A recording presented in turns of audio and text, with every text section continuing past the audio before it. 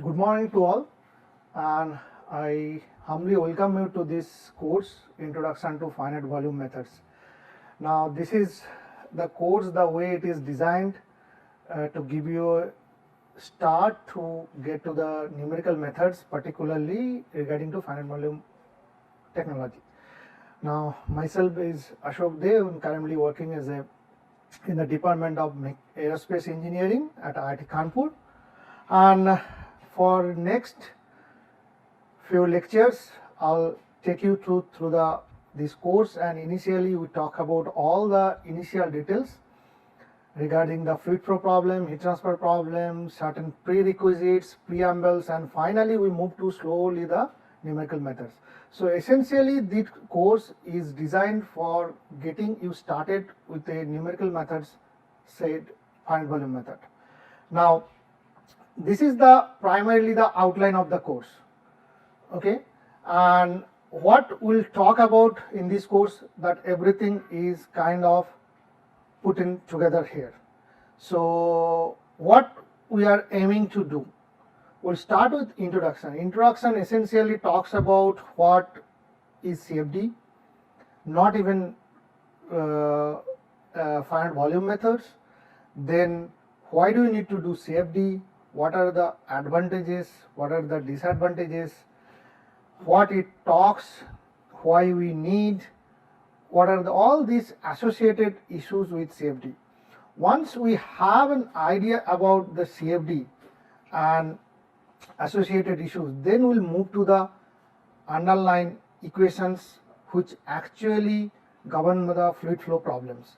So essentially the fluid flow problems which are kind of represented through the governing equations, which are the set of governing equations, and then we'll talk about those governing equations. We'll see what are the governing equations and how they represent the realistic physical problem. So whole idea is that, I mean, why we want to do CFD and all this, the reason is that we want to replicate our realistic problem through some mathematical technique, and that is what is CFD all about, and that be represented through series of partial differential equations. Now once we talk about all these governing equations, their transport equations, then we come across all sort of different scales, and then when we talk about these scales, then we look at all sort of other numbers, and these are the things which will be keep on used in the throughout these lectures. Then from there, once we talk about all these governing equations, then essentially we will take you to the set of partial differential equations. So as I said, this is nothing but a mathematical technique which will talk about the representation of my fluid flow problem to be a mathematical problem, and finally solution of that mathematical problem will give you the solution to the physical problem.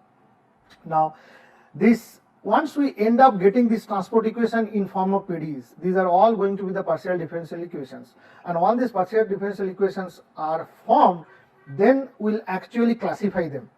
There are certain classification of those partial differential equations, so that classification will tell you what kind of characteristics you would expect from this set of equations. That means each of these problems are of different kind in nature, they have different characteristics, they have different nomenclatures, and these PDEs would be representing to that, and these PDEs once we classify, then we can characterize them, how are they going to represent the system. Now follow up to that, we'll come back to that discretizations process, that we call the mathematical process, where actually the next part of the lecture will be talking about, once we are getting a set of PDEs, how do we convert the whole PDEs to a set of linear system. This is the whole objective to, essentially if you look at the whole business, there is a physical problem, physical problems are represented through a set of partial differential equations, the partial differential equations should be converted to set of linear systems, and the linear systems would be finally solved to get the solution of those systems. Now in that particular process, from the partial differential equation to get a linear system, you go through certain process, we call it a discretizations process, and that's where the different numerical techniques differ from each other, and we'll talk about that. Once we talk about this discretization process, obviously the thing which will come in place is the solution accuracy, their stability, consistency, and then we talk about the convergence of the solution. So all these issues would be discussed in this portion of the lecture. Now then we'll move to the, so this will build the building block for the next set of problem. That is the first we'll start with a simple problem like a diffusion system. And once we talk about the diffusion system, we'll start with the 2D. First we'll do steady diffusion system and then we'll move to unsteady. And when we talk about this system, steady to unsteady, the problem will first define the problem, then their boundary condition, errors, stability, then what kind of background meshes that we will use, and those meshes how we will calculate all these gradients and the terms. So essentially at this process, set of PDEs will be converted to linear system, and then finally the solution will give you the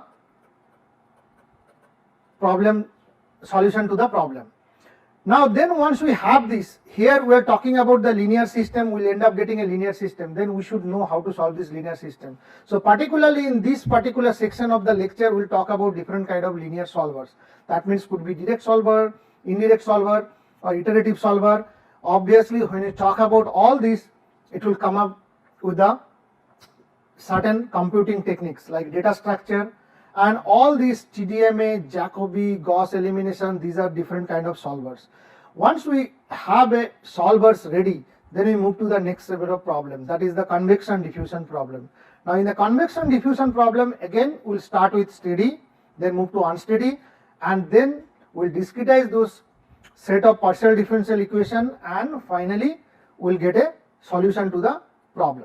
So that will essentially get you the complete building block of the fluid flow problem. That means you have a unsteady equations, you have a convection term, you have a diffusion term. Now the term which is left over is the source term, and once that is added, and finally we will go to the fluid flow problem. And once we have a fluid flow problem, that means essentially you start with the different pressure, velocity, and all these things. So we'll talk about in more details how you handle the fluid flow problem.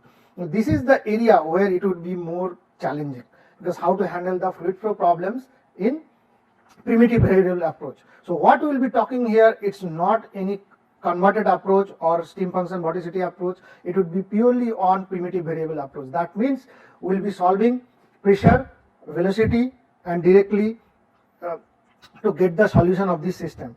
And finally towards that, some of the advanced topic like turbulence, boundary conditions, turbulence modeling, boundary layer, these would be discussed.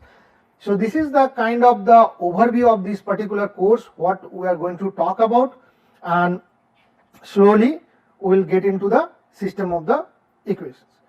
Now just to begin with, these are the suggested textbook, and I mean different materials are taken from the different parts of these books, but primarily the pioneer book in this field is the book by Patankar. So this is a very old book, and he is one of the author or the person who got this community to introduce with the finite volume method. So this is one of the book which will be following. Then there are certain books like the Malasekara or Farjigar. Some materials from these books also would be covered, and this will be used. Then other two books also very good books, and some materials also would be covered from these books. So these are the suggested textbook. So the materials that will be covering, that will primarily come from these 2-3 books, and others are suggested textbooks. Then apart from these books, one can easily look into any of the numerical techniques books like Anderson, Fletcher's. These books are always welcome. But pertaining to the finite volume method, these are the books one should have a look. So just to get you started, what I said that we should first know what is CFD all about and why do we need to use CFD. So as I was saying, so first thing that we have to talk about what is CFD. Then obviously immediate questions come, where do we use CFD, and why do we use CFD? What is the advantage? Then how the CFD actually replicate the physical process of the fluid flow problem, and that leads to some sort of equations like Navier-Stokes equations. And once you talk about that, that will lead to the discretizations of the system, and once you discretize the system, you get a solution of the system through the grids. And once you have this, then boundary condition and other numerical issues that we'll talk about. So introduction lecture would take you completely to the background of CFD and this. So first let us start with what is CFD. Now if you look at it, what is CFD? CFD is essentially deal with the fluid flow problems, fluid flow and heat transfer problem through some numerical techniques.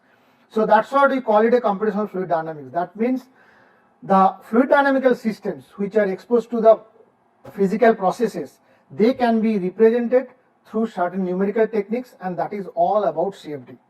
Now CFD has been emerged as an alternative tool for large scale problem, and also the utility of CFD has been spanned over starting from aerospace system to the mechanical system, automobile system, chemical, metallurgical. So all these different areas, whatever we are talking about here you can see the applications of the CFD, and we'll get you some example of this kind of systems where people can use CFD and how that is powerful compared to the experimental techniques, and how efficiently we can use CFD to come out with a solution to the fluid flow problem. Now essentially as of today, CFD has become a key component or key element across the industries for design purposes. What I am saying by that is that now in a design, see, to fabricate a system and get an experimental done is going to be not cost effective.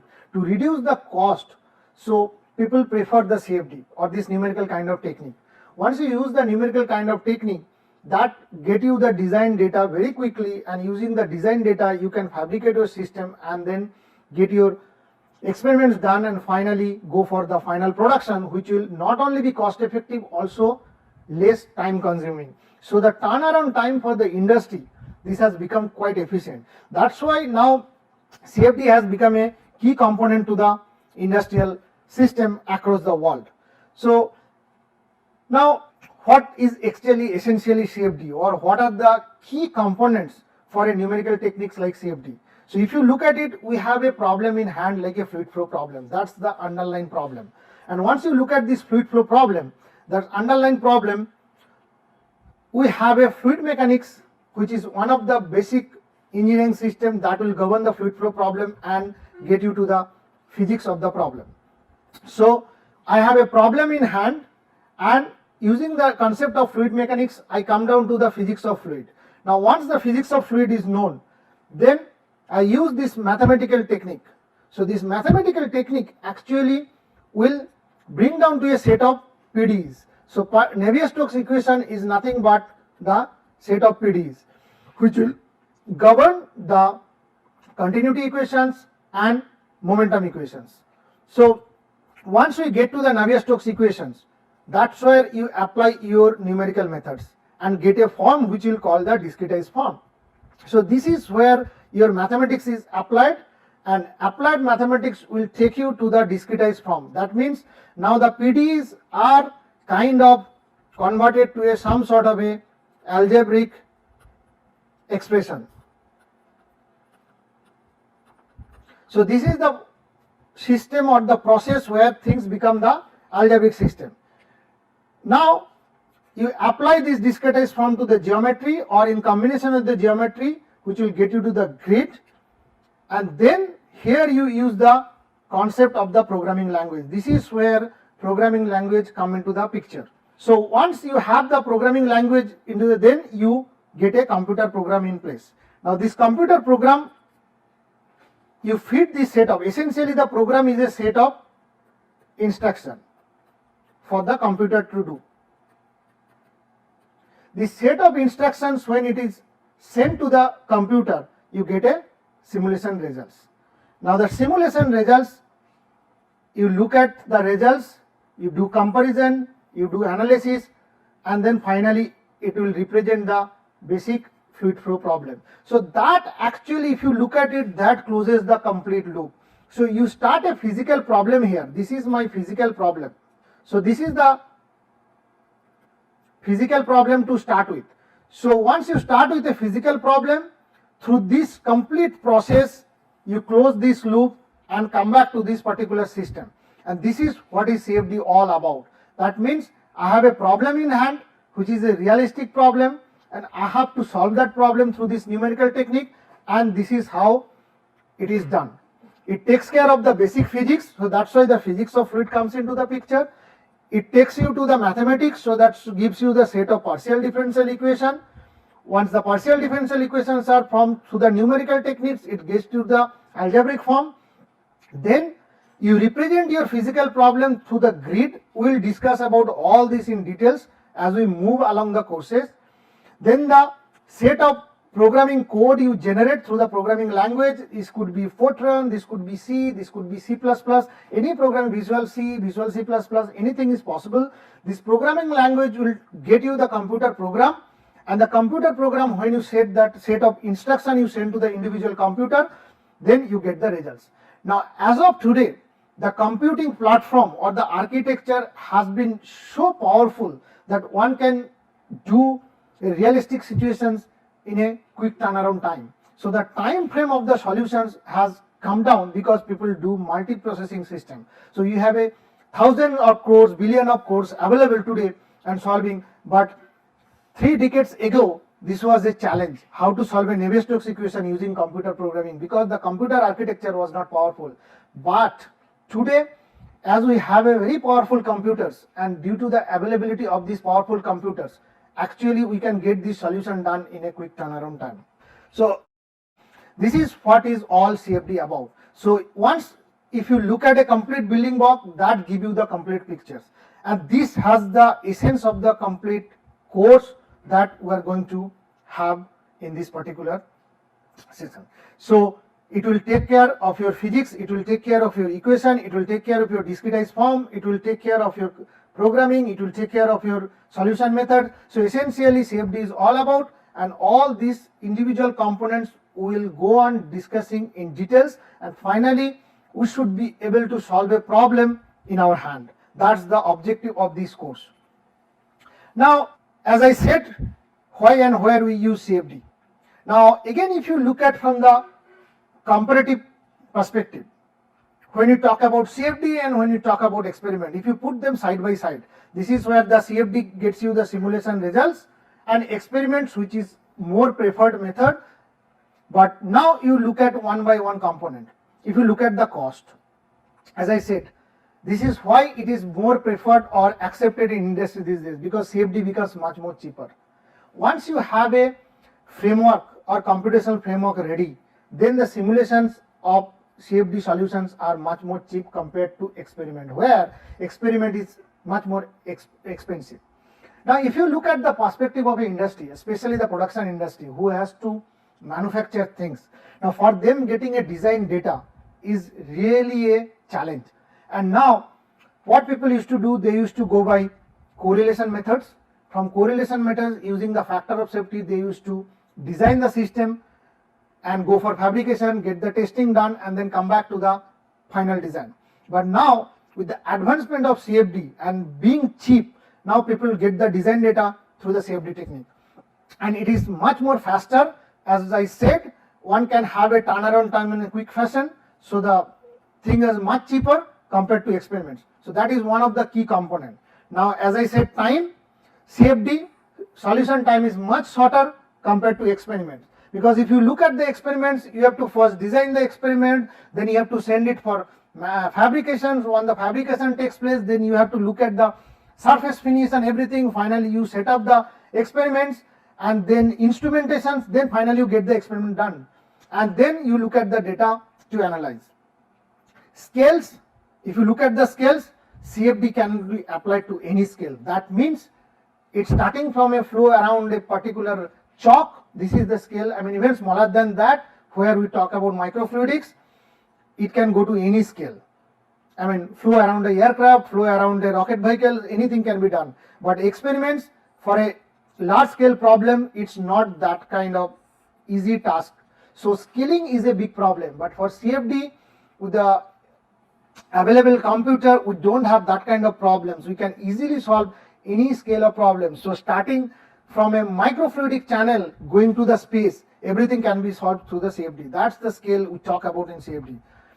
Now, information means when you solve a physical problem, you would like to see everything in and out of that system, and only using CFD we are able to get complete information of the CFD.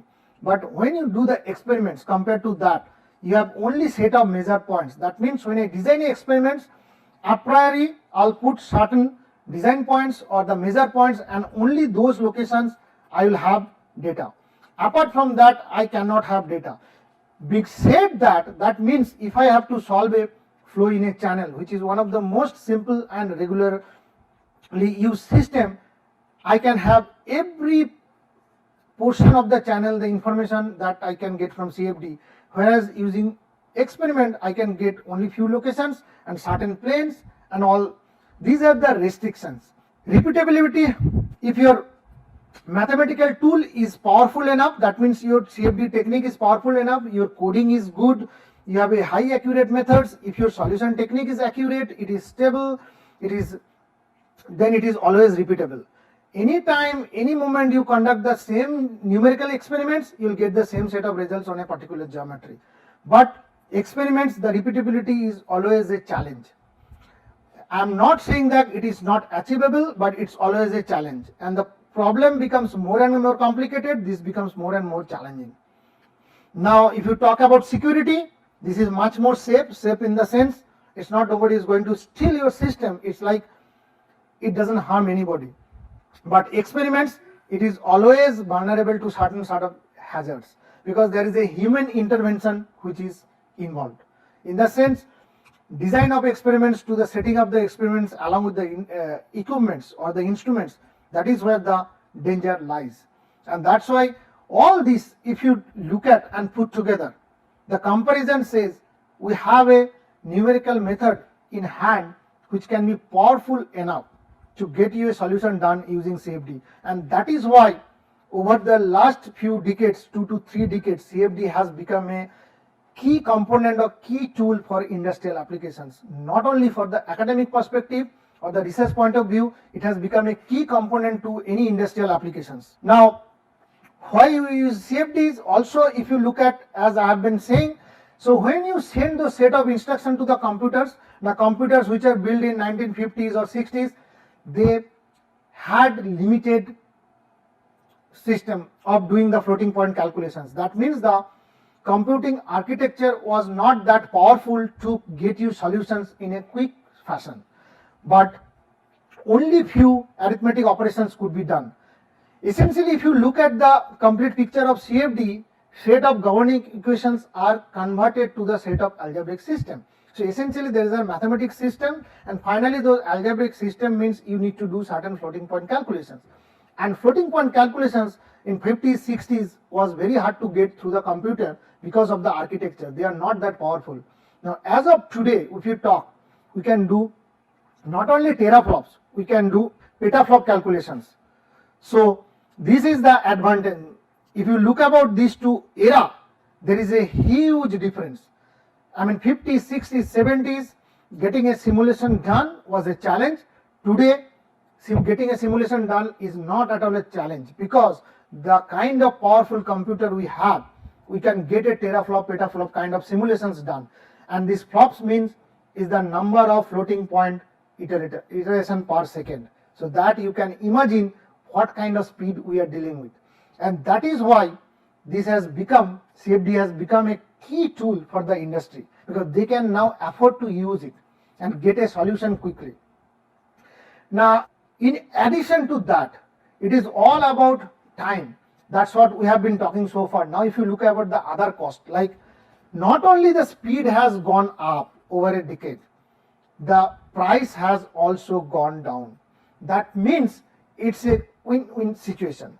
Our speed has gone up. At the same time, we are not getting hit by the price. Also, computer price has gone down. So that has given an ideal platform to conduct the targeted numerical experiments. These targeted numerical experiments will allow. Now, if you look at the computational cost has been reduced approximately by a factor of 10 in every 8 years. This is a number which is an approximate number. There is nothing hard and fast about this number, but just to give you an idea what is the rate of this price which is coming down, with the increasing technology. That means, what is the technology? That means in the computer architecture, and that is where our computer engineers, electronic engineers, they are working hard day and night getting a high-end computers to us. And we as an end user, we use up that computer, get our physical problem solved so that we have a solution in a quick turnaround time. Now, even if you just take a comparison of that, today a desktop machine can do a mainframe problem for which used to exist in 1980s. So that's give you a fair amount of idea what has gone from 50s, 60s, 70s to now as of today at this date. What is the architecture? Architecture has gone up, computer price has gone down, and we can do flip-flop calculations or floating point calculations in quick time. That is what. Now, where you have used, these are the certain examples that I would like to get your attention, but this is not all. This is just some examples, but the application area, as I said, it spanned over microchannel to microfluidics to nanofluidics to the space. That is the span. So if you look at this, first this particular slide, we'll have a look at the example from aerospace. As I have been repeatedly saying that this is the solution that we can do, the flow around the aircraft. This is what aerospace industry wants. This is the complete aircraft that we are talking. So flow around that, taking consideration of all these nitty-bitty details like wing associated with these small structures, these engines.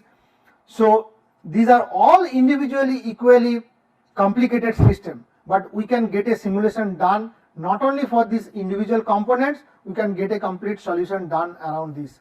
Similarly, we can get a solution done around a space shuttle. So this is the application of aerospace industry looking for. And today, using the CFD technique, one can even get a solution done from an engine. Engine is another complicated system, integrated system for any vehicle. From end-to-end solution is also possible.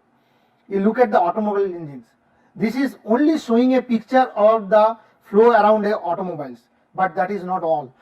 So there are other components like the ventilations, air conditioning. These are all indoor problem of the automobile system. Engine, because engine is another key component to the automobile sectors. Everything starting from the engine, starting from the external design. So this will get you the fluid flow systems around the vehicle, and that will get you the estimate of the drag. So you can design your vehicle more efficiently. So this is what over the decade or couple of decades that has done. I mean, if you look at now the design of automobile or the vehicles or the car, now the design has gone more aerodynamically designed. That means the drag has reduced. So that means more efficient. So once the drag has reduced, the fuel consumption will be reduced. So this has more economical, the price will come down. So this has a kind of closed loop implications, how you design the system. Okay.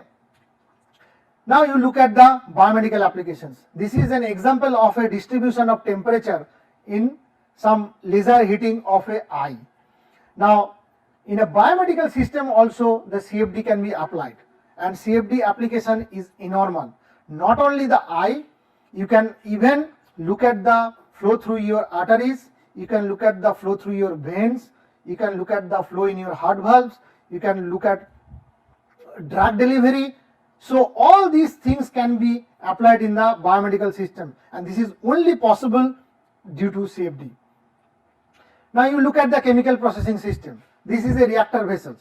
So reactor vessels, you just prediction of the flow separations. So this is what the chemical process industry would be interested. They would be also interested look at the mixing process, because one of the key component in the chemical industry is the mixing, because all these drugs and all these things are done that kind of process, and mixing is another phenomena which chemical industry would be looking at it. Now, HVAC system, this is the ventilation system. This inside a room when the person is sitting in front of a computer. So now when you talk about the architectures, we talk about the application of CFD, we talk about that CFD can be used because of the advancement of the computer. Now we have high-end computers, like we have a million of crores, processors. Essentially, we talk about the high-end computer means processors, and those processors are housed in a data centers. In every industry, academics, all where they have a data center which can house this kind of computer. Now, once you house those kind of powerful computers or cluster or workstation, they need ventilations, and that ventilation means essentially you look at the air conditioning system. So that is again the application of CFD. One hand you talking about the architecture of the computer, now other hand you talk about the cooling process of that system. Now cooling also needs to be done efficiently, so again you use CFD to get the cooling done. So that is one application. Now when you talk about the architecture inside the computer, even each and every chip, the cooling is required. So that cooling is another interesting problem and which can be solved through the CFD. You look at the problem which is applicable to civil engineers, the hydraulic problems. So there again you can solve through CFD. So the picture is not restricted to this list, but it has wide range of applications. Again, if you look at the sports, the person who is swimming inside the pool, so you can actually look at the dynamics of that thing. The reason is that when a swimmer actually swims, he wants to move faster, and the way he can move faster is that how he can moves his body or how he can propel his body faster. So he has to or she has to reduce the drag, move the flow around such a way that he or she can move faster. Again, CFD would be very handy to get a solution done. And even today, if you look at literature, people look at the swimming of the microorgans, swimming of the fish, and this can be represented through CFD. Marine applications, again, there is a huge large scale problems and one can get a solution through CFD. Power generation, that means power plants, these cooling towers. This has a multi-dimensional problem. So you can look at how the flow around these cooling towers, what is the interaction between the fluid and the structures. So this is also lead to the certain fluid structure interaction problem. So if you look at it, now things become multidisciplinary. When you talk about fluid structure interaction problem means which is a flow around these towers, the swimmers, flow around the flapping wings, all these are associated with the fluid structure interaction problem. That means you have to solve a fluid problem, you have to solve a structural problem, their deformation, their intercoupling. So that means it could be done one-way coupling, it could be done strongly coupling. The effective solution or the desired solution would be getting a solution done through the two-way coupling. So that will lead to the fluid structure interaction problem, and all these are under the resume of the computational fluid dynamics. So these are the area of applications one can expect where CFD can be used. Now when you talk about that, what is the CFD lead to the physics of fluid. So what physics of fluid? Fluid is essentially either it could be liquid or it could be gas. When you say that these are the only form of liquid. Now there are certain properties of the fluid. One important property is the density, and when the density remains constant or density doesn't vary with time, then or space also, we call it a incompressible system. Or the density becomes variable, it's a compressible system or variable density system. Variable density flow. So both the cases density is varying. There is another property which is called the viscosity. So viscosity is essentially the resistance of the fluid. As we know, the fluids actually cannot resist the shear stress. So that resistance comes through the viscosity. Now if you look at the viscosity, density, these are properties which are primarily dependent of temperature.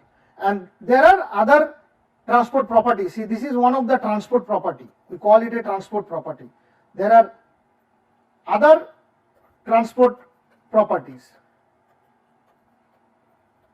like diffusivity, thermal conductivity.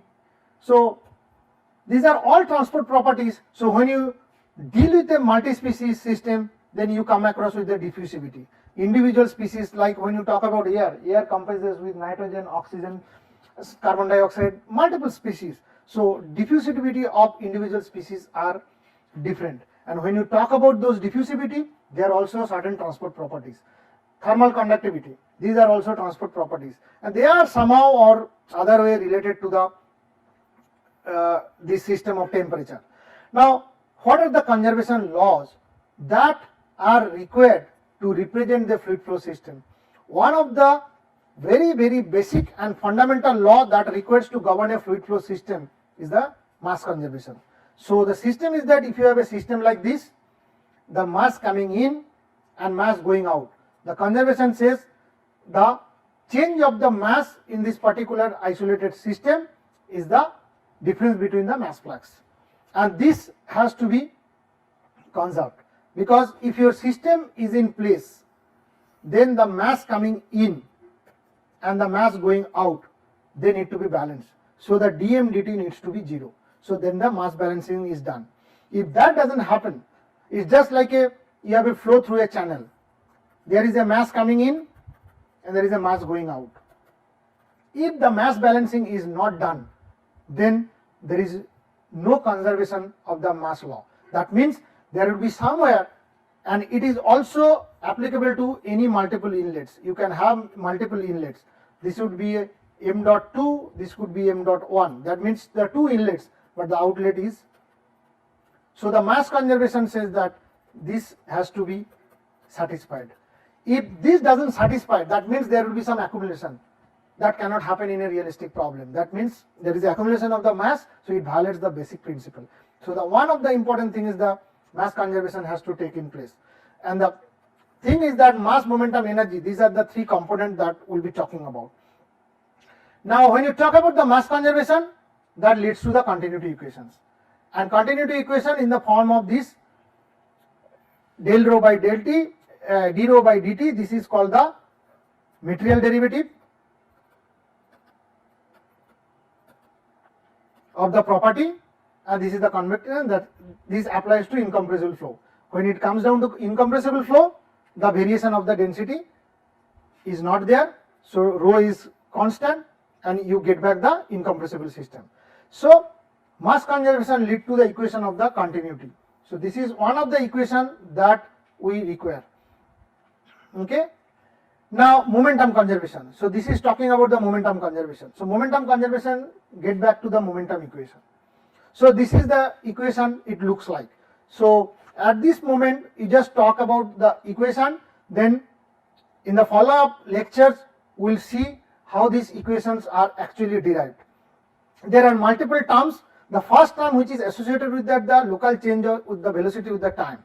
The second term is the convection of the velocity. Third term is the surface force or the pressure gradient term. Fourth term is the diffusion term, and this is the source term due to gravity. So the source term could be for something else also. So one individual momentum conservation equation actually contains so many terms. Now for incompressible fluid, if you look at it, the shear stress term is represented like that, and then the conservation of continuity, this is coming from the mass conservation equation.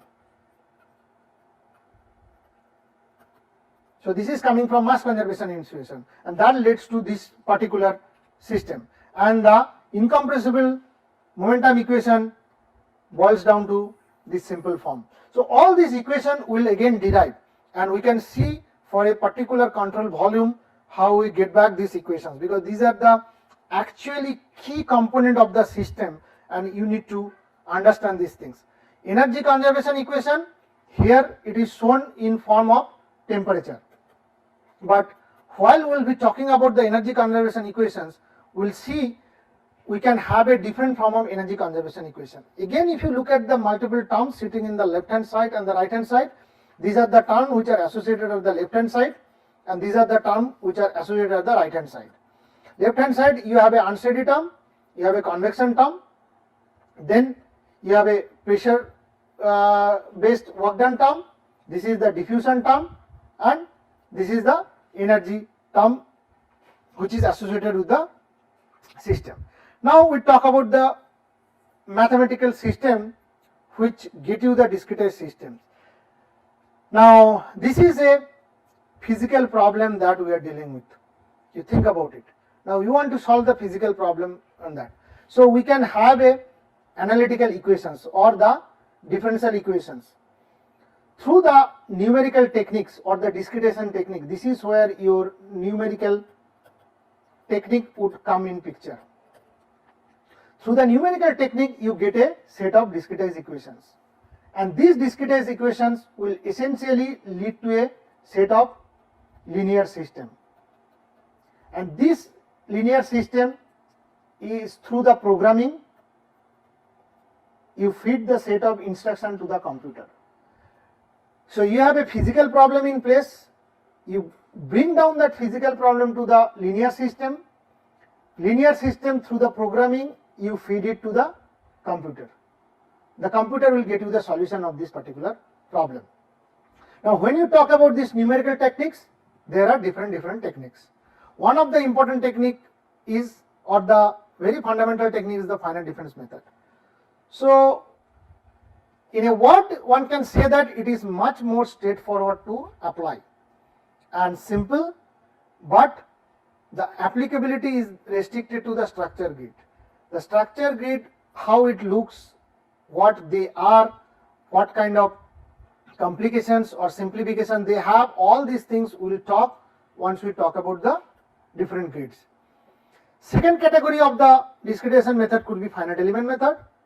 It can be applied to any geometry. That is one of the biggest advantage over FDM. This is the advantage. Now final is that finite volume method. This is also can be applied to any geometries. So if you compare to finite difference over finite element or finite volume, applicability of finite volume and finite element are more wide because they can be applied to any geometry, and that's why in a fluid flow system, finite volume methods are widely accepted and used starting from your academic work to the industrial applications. Finite element also being used, but it is not that popular. Now, if you put them together, these techniques, so as I said, one is the finite difference method. So if you look at the process, the method essentially assumes or includes certain assumption of the variation of the unknown which would be computed over different grid points. So if this is the problem I am trying to look at through finite difference method, it will get me the solution at all these points. So essentially finite difference method gives me back a solution which is a nodal solution. So advantage, it's a very straightforward, it's quite simple to use, and whoever is a newcomer to the field, he should be able to get a solution or idea about the numerical techniques quite easily. But disadvantage, one of the major drawback of this is that it is not at all suitable to the solve problems with physical complexity. That means if I have a arbitrary say problems, then I would not be able to apply. It's just like you think about flow around your complete aircraft structure, or flow around your automobile vehicle, or flow around your chemical process industry.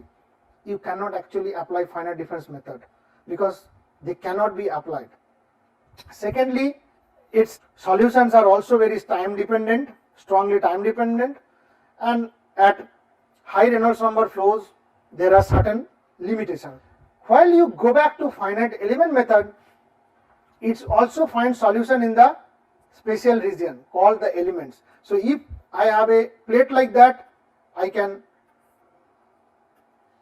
get solution like this. These are the individual component of this These are called the element.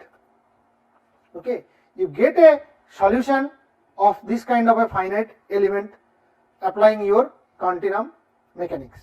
Advantage, it is quite successful in the application of the solid mechanics, but the application in the fluid mechanics has been evolving and the application is bit restricted, but it is not that popular compared to finite difference or finite volume method. Disadvantage, it requires complicated matrix operation. That means the solution of the linear system is going to be complicated or time consuming. Then meaningful variation formulations are difficult to obtain for high Reynolds number flows. Then variation principle based finite element is limited to solution of very creeping flow or heat conduction problems. So these are certain restrictions which actually restricts this finite element to be popular for fluid flow heat transfer related problem. There is another kind of technique which are also known is the spectral method. This is more based on the smooth function or the series of finite series of smooth functions which are used to represent the variables, and it can be easily combined with standard FDMs, but major disadvantage is that it also cannot be applied to complicated problems. And when you talk about the fluid flow problem, you are kind of exposed to a different boundary conditions. That means these are difficult boundary conditions, and implementation of those kind of boundary conditions in spectral method is always a difficult task. So that's why this is also not very popular. In widely popular and accepted method is the finite volume method. So what it does is that you divide the system in number of control volumes. Just like if I look at this channel, then these are the control volume. It could be like that, it could be like that too. So these are the finite control volumes. So the governing equations or the set of partial differential equations, they are solved over this finite volume. Okay. Advantage is that physically very sound and it can be applied to any sort of geometries, but slight disadvantage is that it is not that straightforward. But this is one of the method which is very well accepted in fluid mechanics community for the CFD applications. So, and what we will be discussing about this particular method. So when I said all these different techniques, that meant one can use any of these techniques to get a CFD solution done. So CFD is not only talk about finite volume method, but this particular lecture series will only concentrate on the finite volume method. Now, if you look at the, again coming back to the, just give you what finite volume does in a quick fashion, the general solution of the Navier-Stokes equation or the general form of the Navier-Stokes equation. This is the phi could be any quantity. One, this corresponds to continuity equation, this corresponds to momentum equation, this corresponds to temperature equation. So any variable in terms of phi, you can write the transient term, you can write the complete flux term. This is local change with time, this is the flux, and this is the source term. And if you integrate over a control volume, this is how you are going to get it. So, and the integral form of the Navier-Stokes equation will look like, this is the local change inside the control volume, this is the flux over the control volume surface, this is the source in the control volume. Now once you bring down to this particular system, that means if you look at it, this is my governing equation and this is where the techniques brings me down in this particular form.